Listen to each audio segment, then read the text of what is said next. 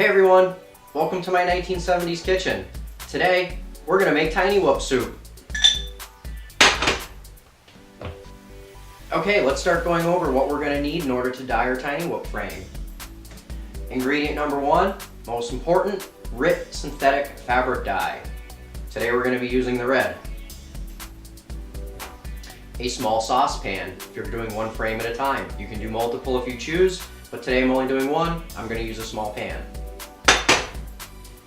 General kitchen utensils, I'm going to use the measuring cup to add water to the pot as it boils out. A spoon so we can mix our soup. Paper towel, this stuff makes a huge mess. Definitely have cleaning supplies handy. And I also have a pair of the tongs so we can remove the tiny whoop frame from the hot pot after. Another thing that's worth mentioning is make sure you protect your work area. Hopefully you can see behind me, I have a piece of cardboard down on my counter. This stuff stains everything. If you do not want it on your surface, make sure you protect it. You will not be able to get rid of it. Okay, I think we're ready to start making soup. Step number one, we gotta get some water in the pot.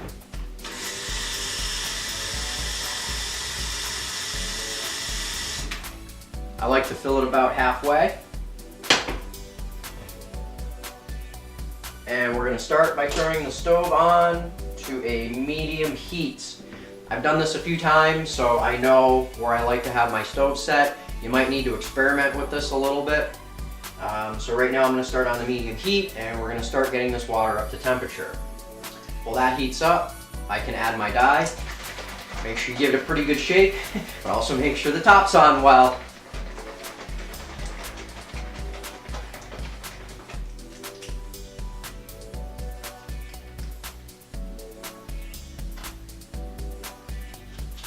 I am very carefully going to add about 1/3 of the bottle.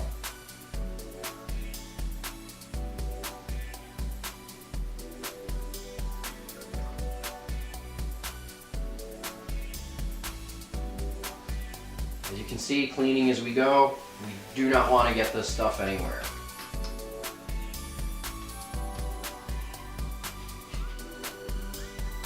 Just going to give it a mix.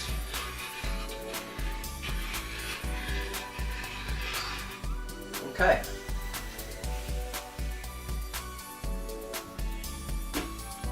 And now we wait. What we need to do is we need to heat the water to about 208, 210 degrees Fahrenheit, somewhere in there. You can use a thermometer.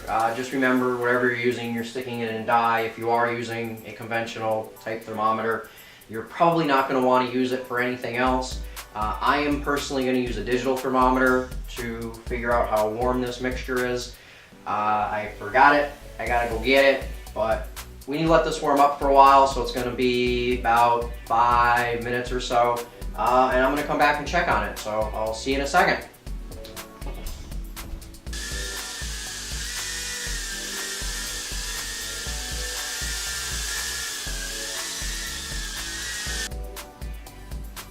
Okay, now it's a few minutes later, and my water is about 200 degrees Fahrenheit, which is warm enough to put the frame in. So let's get the frame and our water dye solution.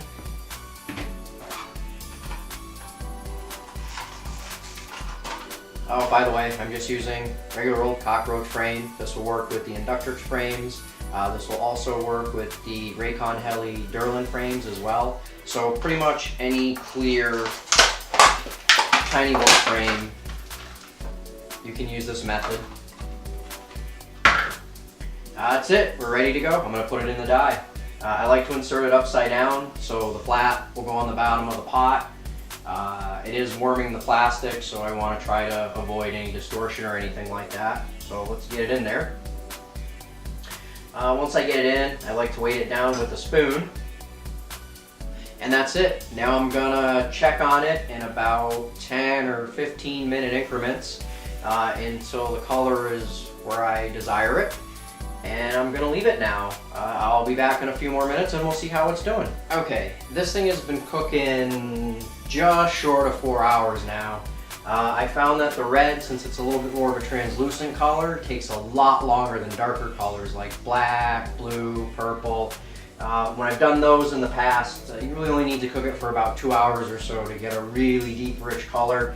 And I think this red is still going to be a little translucent, but I can't wait any longer for this. I've been around the house doing chores, put the winter shoes on the Jeep, but I got to get this thing out of the pot because I got to leave. I got other stuff I got to do today. So without further ado, let's shut the stove off. Again, being very careful. I'm going to get this out of the pot, and the first thing I'm going to do is put it on a level surface and let it cool down for a second.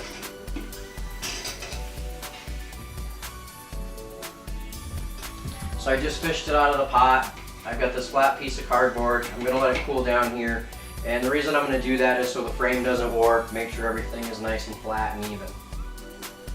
After the frame had a little bit of time to cool down, I brought it outside and I rinsed it off.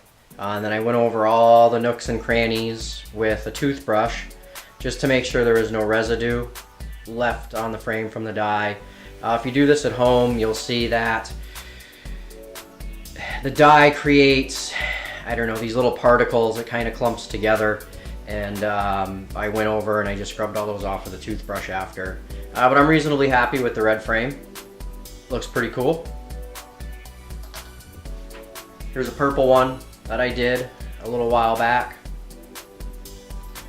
As you can see, the purple is a nice, rich, deep blue purple color.